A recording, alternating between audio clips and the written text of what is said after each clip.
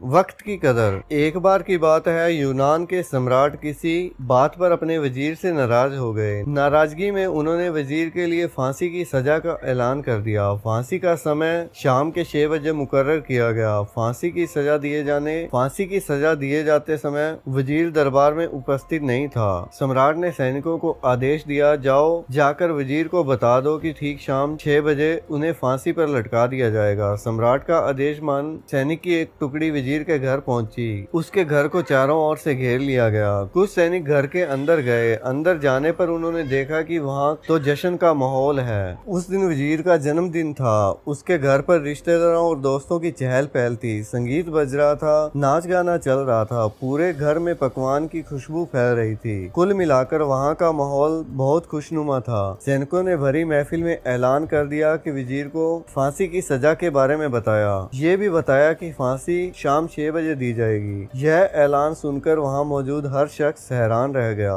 फौरन संगीत और नाच गाना बंद कर दिया गया। रिश्तेदार, दोस्त और परिजन उदास हो गए। तभी कमरे में शाही खामोशी में वजीर की आवाज गूंजी, ऊपर वाले का लाख लाख शुक्रिया कि उसने फांसी के लिए शाम 6 बजे तक का वक्त दे दिया। तब तक हम जश्न मना सकते हैं। वजीर की बात सुनकर दोस्त, रिश्तेदारों और परिजनों ने कहा, कैसी बात कर रहे हो? फांसी की सजा सुनाई गई है तुम्हें और तुम जश्न मनाना चाहते हो। वजीर ने किसी तरह सबको समझाया और जश्न फिर से शुरू करवाया। दोस्त उदास थे, लेकिन वजीर की खुशी के लिए जश्न में शामिल हो गए। यह खबर सैनिकों द्वारा सम्राट तक पहुंचाई गई। सम्राट पूरा माजरा जानने वजीर के घर पहुंच गया। वहां पहुंचकर जब उसने सबको जश्न मनाते हुए देखा तो वह भी दंग रह गया। उसने वजीर से कहा, तुम पागल हो गए हो क्या? शाम 6 बजे तुम्हें फांसी पर लटका दिया जाएगा और तुम जश्न मना रहे हो? वजीर बड़े ही अदब से बोला, हुजूर आपका बहुत बहुत शुक्रिया। आपने फांसी का वक्त शाम 6 बजे मुकर्रर किया।